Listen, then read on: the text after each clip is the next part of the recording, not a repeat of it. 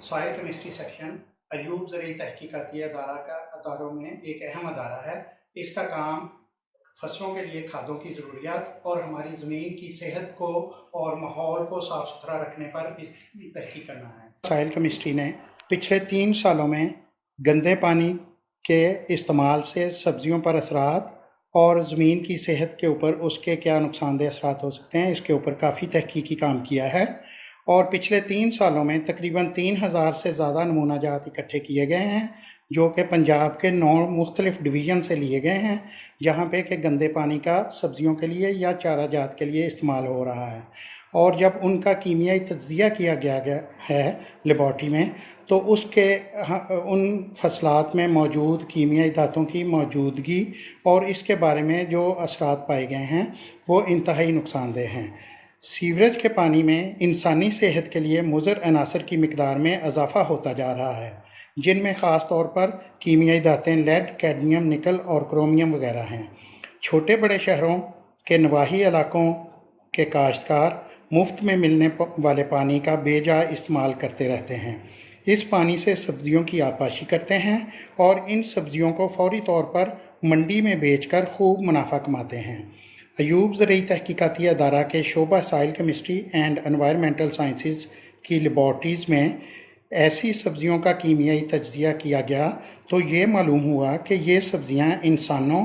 اور جانوروں دونوں کے لیے نقصان دہ ہیں۔ علاوہ ازیں ملوں کا خارج شدہ گندا فضلہ سیوریج والے پانی میں شامل ہو کر زمینوں کی طبعی اور کیمیائیت کا بھی تبدیلی کا باعث بن رہا ہے،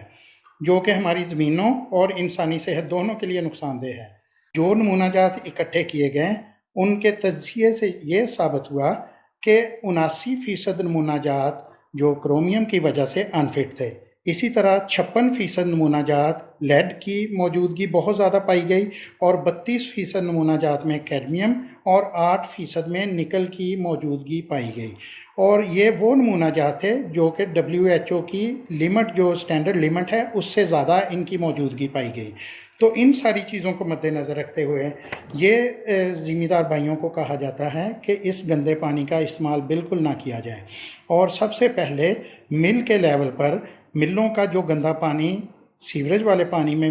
مل رہا ہے اس کو پہلے ٹریٹمنٹ کیا جائے، اور ٹریٹمنٹ کرنے کے بعد اس کو سیوریج میں شامل کیا جائے، یا پھر ملوں کا سیوریج سسٹم علیحدہ ہونا چاہیے اور